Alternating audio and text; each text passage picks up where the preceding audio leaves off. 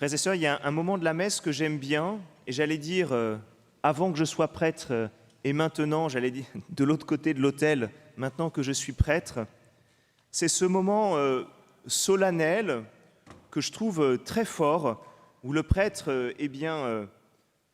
montre le corps et le sang de Jésus, et dit ces paroles de Jean-Baptiste, « Voici l'agneau de Dieu qui enlève les péchés du monde ». Et je sais que quelquefois, peut-être que je le fais avec trop de force. Moi, j'aime bien proclamer cette phrase. Et en même temps, je dois avouer que lorsque je le fais, j'ai toujours un petit moment de retour sur moi, sur mon propre péché. Comment cela enlève mes péchés? Voici l'agneau de Dieu qui enlève les péchés du monde. Est-ce que Jésus enlève vraiment mon péché? Et comme je suis toujours un peu contre l'aspect magique des sacrements, j'ai alors comme un petit mouvement intérieur de recul. Comment comprendre cette phrase proclamée par le prêtre d'une manière si solennelle à la suite de Jean-Baptiste? Alors je voudrais partir un petit peu sur cette phrase pour vous proposer une réflexion ce soir. Et pour commencer, parler d'abord un petit peu du péché. Je crois que nous manquons de temps en temps de précision quand nous parlons de péché. Et je voudrais vous proposer une petite distinction, ou plutôt 3 regards différents pour parler du péché. Un regard théologique, un regard éthique et un regard psychologique.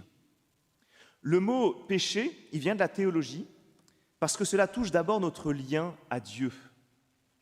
Et voici ce que dit le catéchisme de l'Église catholique. Le péché est un abus de la liberté que Dieu donne aux hommes pour qu'ils puissent aimer Dieu et s'aimer mutuellement. Et un peu plus loin, le catéchisme poursuit, « Tout péché est une désobéissance à Dieu et un manque de confiance en sa bonté. »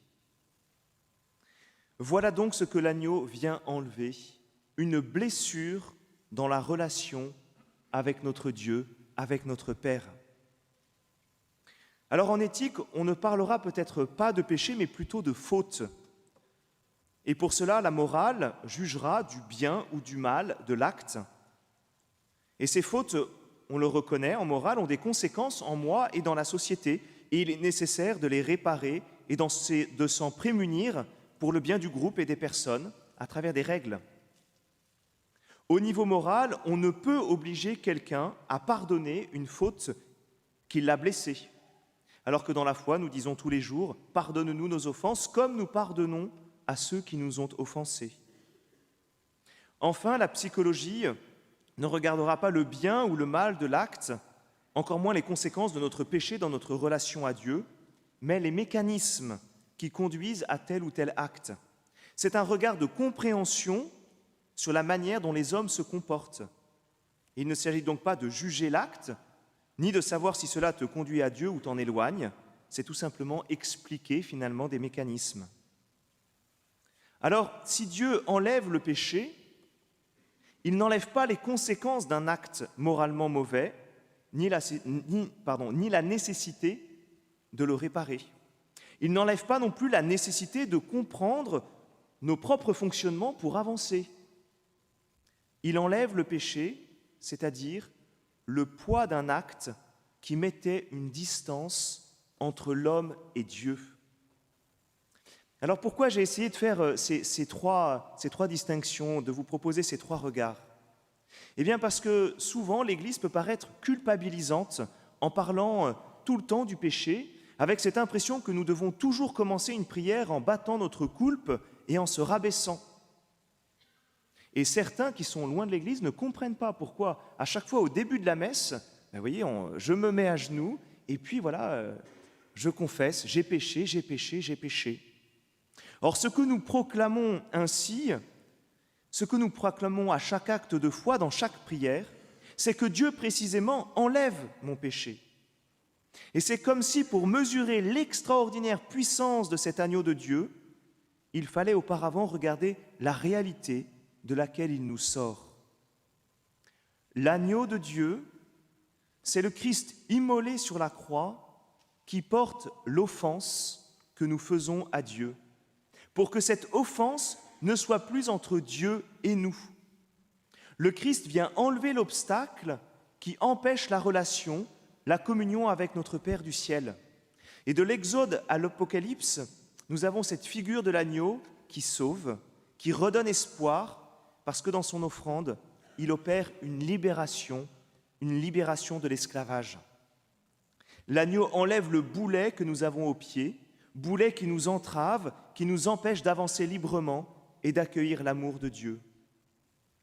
C'est alors une profonde liberté spirituelle que nous découvrons, une liberté qui peut rejaillir sur l'ensemble de ma vie, sur ma psychologie et sur mon comportement avec les autres.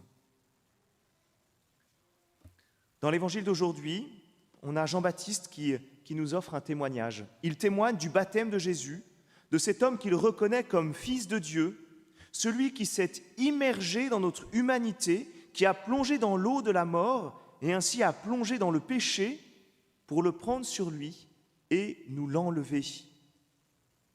Et c'est de cela que nous sommes appelés à témoigner. Cette lumière, nous devons la porter tous ensemble au sein même de l'Église et dans le monde entier. C'est trop peu que tu sois mon serviteur pour relever Sainte-Cécile, pour ramener les rescapés de notre communauté chrétienne. Je fais de toi la lumière de Boulogne, de l'Île-de-France, du monde, pour que mon salut parvienne jusqu'aux extrémités de la terre. Ce que nous avons à dire d'abord au monde, c'est qu'il n'y a plus d'obstacle entre l'homme et Dieu. L'agneau l'a enlevé. Alors, n'aie pas peur de tes égarements, de telle ou telle situation, parce que Dieu est disponible, il est à ta porte, tout proche de toi.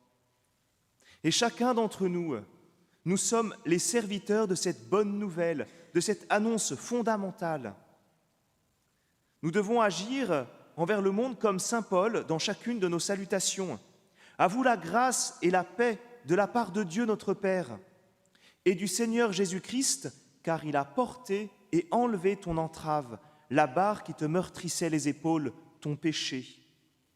Nous sommes appelés par la volonté de Dieu, comme saint Paul, comme Jean-Baptiste, pour être des ambassadeurs de bonnes nouvelles, des ambassadeurs qui déclarent que la liberté est possible, qu'elle nous est redonnée par le Christ. Alors, frères et sœurs, n'ayons pas peur de notre péché. Voici l'agneau de Dieu qui enlève le péché du monde. Au contraire, soyons comme Jean-Baptiste, des témoins de cette bonne nouvelle. Amen.